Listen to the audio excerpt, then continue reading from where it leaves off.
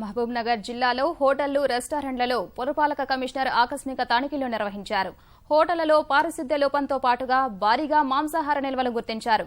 కల్తీకి పాల్పడిన 7 హోటళ్లకు జరిమానా విధించారు.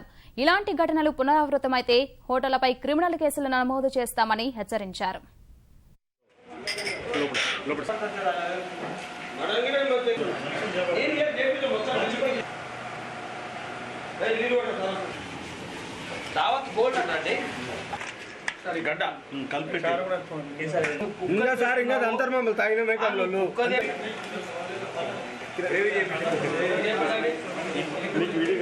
కమిషన్ గారు వస్తుంది